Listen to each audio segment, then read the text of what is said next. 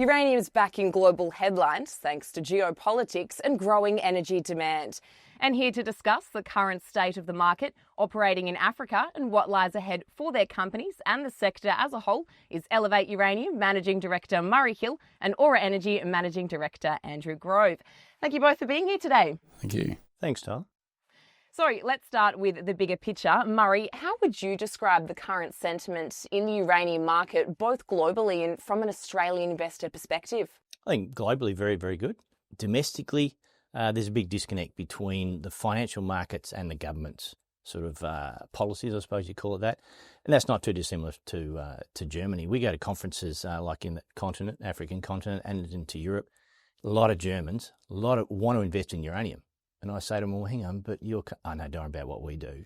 So, yeah, and Australia's a bit like that now. But sort of internationally, globally, it's fantastic, I think. And Andrew, what's your take? Obviously, also very bullish on the markets. We're seeing very strong demand for nuclear power as a baseload, low carbon footprint energy. We're seeing commitments, particularly from China and the US, in terms of really strong growth in nuclear power. And on the supply side, we're seeing delays in production, we're seeing ramp-up issues. So, I think the mid-long-term forecast for supply-demand sees a deficit in production, and it should reflect in the uranium pricing in the stock market there afterwards. Both of your companies operate in African jurisdictions. Murray, what are the key opportunities and challenges of working on the continent? Well, the opportunities for us are the fact that we're in Namibia. So a lot of people put Africa into one basket. Africa's a huge continent with 53 different countries. So Namibia's been described as Africa for beginners. It's got a 49-year history of uranium mining. So there's 2+ generations of Namibians that are familiar with uranium. They're not woke or influenced by ideology like we are in Australia. So that's a lot easier. And the challenges are simply that. They're putting real bad countries in Africa in the same basket as Namibia, instead of just saying, well, okay, that's Namibia. It's a country on the continent of Africa. So that's where I see the challenge. Now, Andrew, there's often some investor hesitation around African risk. How do you address those concerns, and what do you think investors might be getting wrong? So look, I think there is a perception from investors that Africa is risky. Again, what Murray alluded to, everyone thinks Africa's one whole country, and it's not. It's 53 individual countries, and each have their own nuances. The opportunity in Africa is that it's underexplored and has lots of mineral resources, riches to be found, including lots of uranium. We're in Mauritania. Most people haven't heard of Mauritania. It's got a long, stable history. It's operationally, they really want uranium mining and new mining in the country. So for us, the legislation, getting through the legislation is pretty straightforward and efficient. But I don't think the investors, they take time to work it out, and we're the first uranium mine in Mauritania, so there's an extra burden to get investors comfortable with that sort of first uranium production. Aura Energy is edging closer to production. What are your next key milestones in a bid to get you there? Oh, we've got a few milestones, but look, what we're doing is we're getting everything ready for the commencement of development this year. We're updating our basic engineering, execution planning, early works definitions, but really it's all keyed on finding finance for the project. So we're running a number of processes. Again, it's not well-known jurisdiction, so we're running a number of financing programs, including, we've got a First World Development Bank running through their due diligence process, which should come to an end in the middle of the year, so that'll give us some good indictment. We're also looking at a couple of strategic investment options investment at the asset level. Murray, Elevate Uranium's upgrade process is certainly a unique advantage. Can you explain how it sets you apart in terms of processing efficiency and project economics?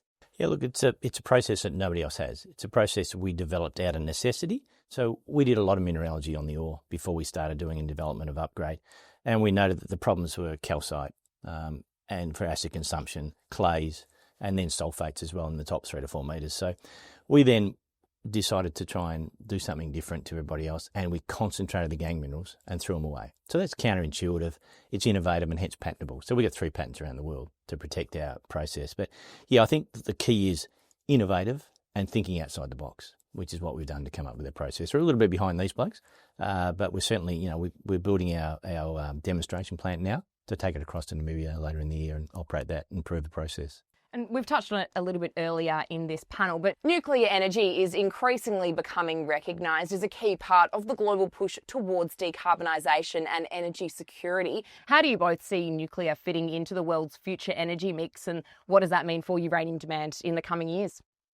Well, the world's energy now is 10% nuclear. And what the world want is decarbonisation.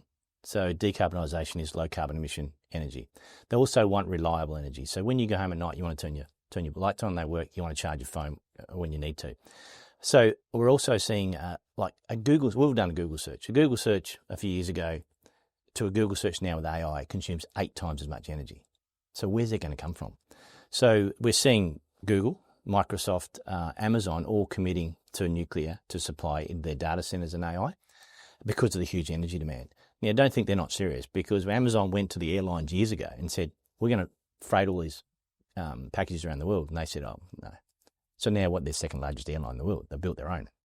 Who's to say they're not going to go and build nuclear reactors to make sure they've got the energy demand? So, and what we're also seeing is that the countries that are going down the renewables path, like Germany and California in particular, the higher the ratio of renewables in your energy mix, the higher the unit cost. So unfortunately, Australia are going down that path with the current government, want to go to renewables. So our energy cost is going to keep going up and up and up. And the problem with that is that they're not reliable. We just saw Spain, Portugal, blackouts because of the reliance on renewables. They bragged only days before that there was 100% renewables, and all of a sudden they got a blackout. So renewables don't do it for us. And what nuclear is saying is that we're not the only answer, but we are providing you baseload reliable power that's low cost, that's free in carbon, and is there when you need it. So I think it's and at 10%, it's got room for growth and substantial growth. And we're seeing, as Andrew said, we're not supplying enough uranium to the current market. So when you add all this demand, the uranium price has only got one way to go. And look, and I agree with Murray, in most of the first world jurisdictions are either generating baseload power with nuclear or they're buying it. Germany's buying its power from France.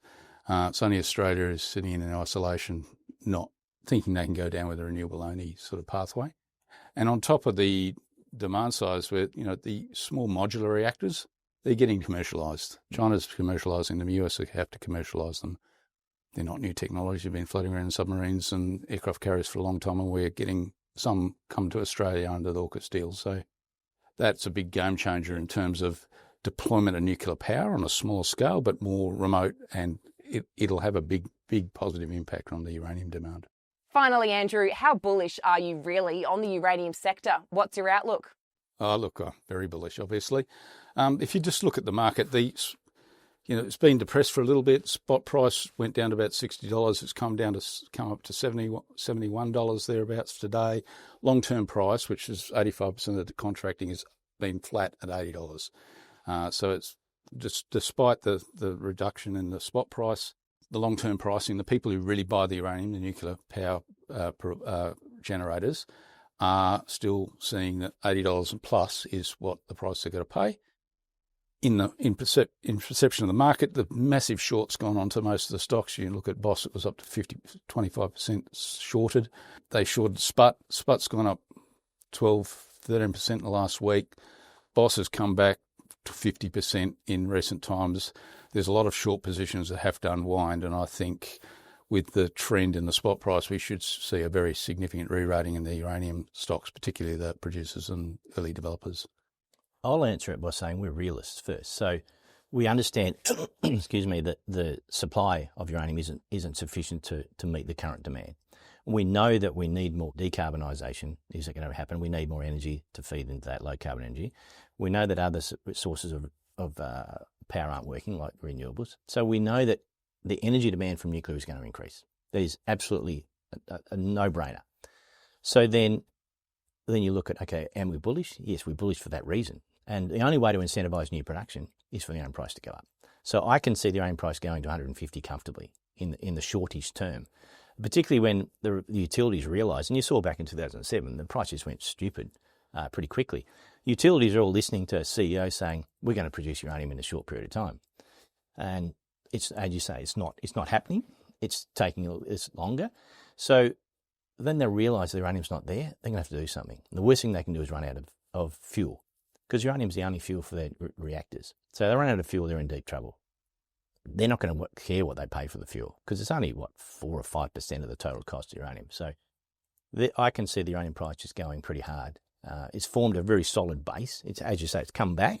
Right? It's not, because what goes up has to come down. It's gone up and come back. So now I can see it just moving pretty quickly upwards. And there's every reason under the sun to be bullish. And there's a geopolitical overlay to all that, where you competition between China and the US and supply sources for they're the two biggest markets, the uranium markets and growth markets in there. That's a whole new interview, isn't it? All about that side of it. So just do that next time. There's so many positives in the uranium nuclear industry around the world that it's just hard to ignore it. As an investor, I was talking to investors last night. They said, "Look, we're just really thinking that it's hard to ignore. We've got to start investing in it." Thank you both for being here today and for all your insights. Our pleasure. Thank you.